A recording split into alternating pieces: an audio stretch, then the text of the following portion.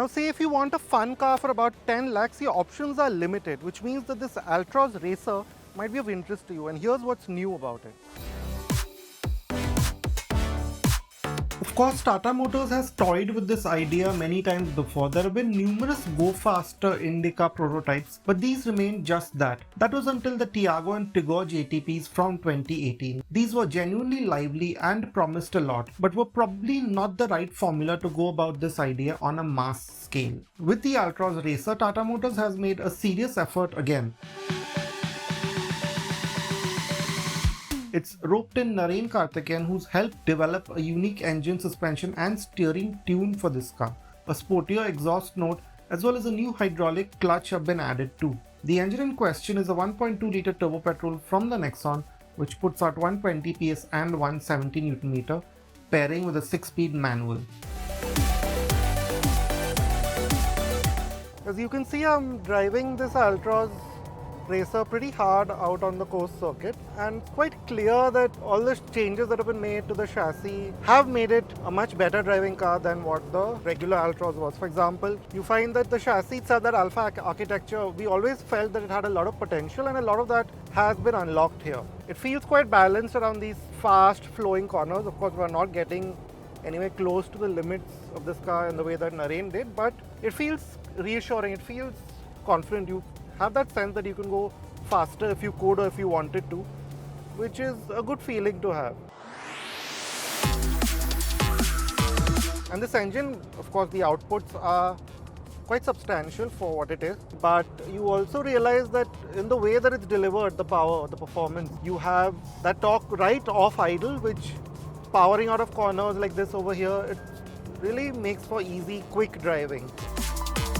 And then coming to the steering and the suspension setup, you realize that quite well suited. The steering at these higher speeds feels really quite direct, a lot more than the regular Altroz. There's no slack that the regular Altroz suffered from, at least not apparent here at these higher speeds. It's got a good degree of heft to it, so you can place it where you want on track. The steering works with the new suspension tune to give the Altroz Racer a sharp feel around corners. There's not a lot of slack in suspension, which on track allows the car to maintain its balance while cornering hard. To this end, roll is very well controlled and the 16-inch tires don't seem overwhelmed too often. Despite running drum brakes at the rear, the Altroz Racer also feels confident under heavy braking.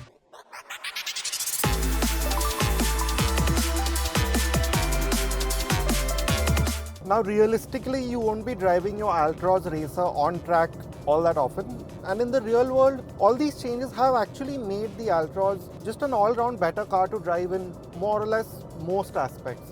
To start with, this new clutch is a great help. It's much lighter and progressive than before, although the action is still a bit sharp sometimes, so at low speeds you do have to release it a bit carefully, but other than that, it's actually very less effort. So even though we've been driving in traffic for about an hour now, our foot doesn't hurt that much. This 6-speed gearbox, also quite unlike Tata cars, is actually quite nice to use. May not be the best, but it's still quite nice. So you have pretty well-defined throws. They aren't too long. It's easy to slot into gear. Now we're on the highway where you do have to make, sometimes over an uneven surface like this, you do find yourself making small corrections often. But again, in the city, it's pretty straightforward. There's not too much heft to it. It weighs up progressively. Then you have the usual attributes of the Altroz. So you have this really quite wide view out with this big windscreen. These spotter glasses also help to an extent, give you an open feel, this low sill, that helps as well. Now the ride too helps. Yes, it feels a touch firmer still than the regular Altroz. So you do notice that bigger potholes, they sort of kind of thud through, and you do sometimes feel them, but it must be said that it's rounded off well. Now in keeping with all of this, this engine, this 120 PS tune, the specific tune for the Racer, is also very well judged for regular use. So for example, even from fairly low revs, it pulls. You don't feel it juddering and shuddering too much. And it does have a flat, smooth power band, and just as you reach the top at about 5000 RPM, you do notice there's a good step up. Now another big improvement over the lesser Altroz models is the refinement. Yes, when you are sort of dragging it in a higher gear, as many of us tend to do, can get a bit grumbly and vibey, but in regular driving you notice that vibrations are very well controlled. That new engine note is pleasing enough. It's not the most pleasing in this segment, but it does the job.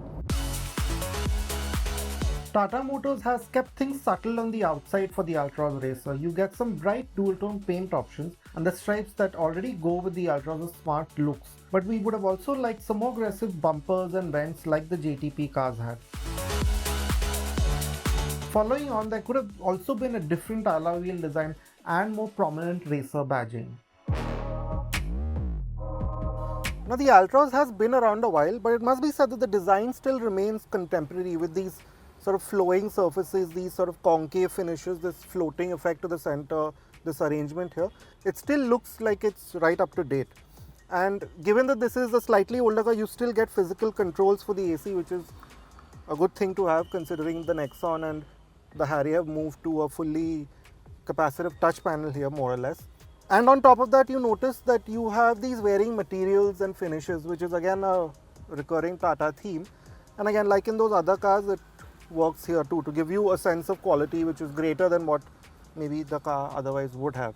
Now for the Altroz Racer, you realize that you have this all black theme, and again it works well. Of course, it sort of makes the space feel a bit more cocooned, but it's not that big a deal, especially with these orange highlights. They pop, they give you that pop of brightness. And in keeping with that theme, you notice this quite discreet orange stitching on the steering wheel, on the seats, and these sort of stripes here. Now the seats themselves, they have been slightly reworked just to give you a bit more support, but it's not something major. The Racer, along with the broader Tata Altroz range, now also gets more features. You have the new 10.2-inch touchscreen from the Nexon, which continues to be crisp and fluid in its operation, seen here in a new color palette. The wireless Android Auto Apple Carplay function works seamlessly too. You get the smaller 7-inch driver display setup from the Nexon's mid variants here, which is again easy to use and offers a good deal of information, although the segmented rev counter makes it difficult to know your exact engine speed at times. Other notable features include ventilated seats, an air purifier, wireless charging, connected tech and auto headlamps and wipers. We would have also liked to see full LED lighting and the JBL audio system from the Nexon.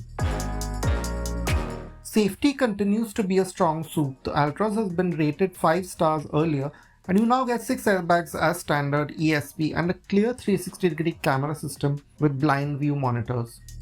General fit and finish have remained unchanged, so there are still a few inconsistencies in the way the plastics line up or how, say, the indicator stops feel, although well-placed soft surfaces mask this.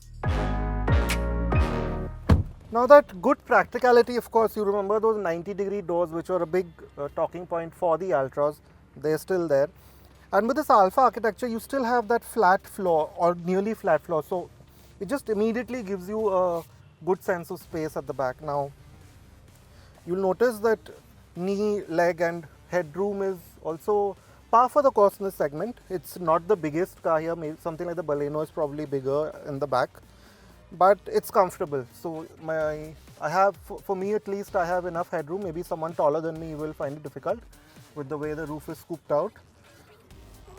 And the seat back itself, I mean, the seat is that typically Tata sort of, it's got that slightly heavy bolstering in the lower half. Again, you have a good deal of under thigh support, as you can see. That way I'm quite comfortable. And the bench too is wide enough for 3 people. It's slightly flat in that regard, but it's effective in carrying more people comfortably. Now in terms of amenities, you have this armrest here. There could have been cup holder, sadly that's not there, but again, like in the front, you have quite large door pockets. And with the whole black theme, yes, it is a bit more constricted here than in the front, but again, it sort of gets the work done. And just like the front, you have some well-placed soft materials on the armrests, which again help you, just give you a more comfortable sort of space to be in. Now you get a Type A charger here, a small sort of place here maybe to put your phone, AC vents, some small pockets here, but this is surprising and we would have liked another center headrest, which is sadly missing. But with the latest update to the Altroz, now all the 3 passengers here get these 3-pointed seat belts. Starting at Rs 9.49 lakh, the Tata Altroz Racer packs a good deal of engagement for the price. The engine is responsive, and while the gearbox could still be better, the Altroz Racer's big achievement is the fluid and agile chassis that makes it a fun experience on track and on road. Pair this with a comfortable cabin and strong features, and you finally have a fun Tata car that might do enough to bring the enthusiasts in.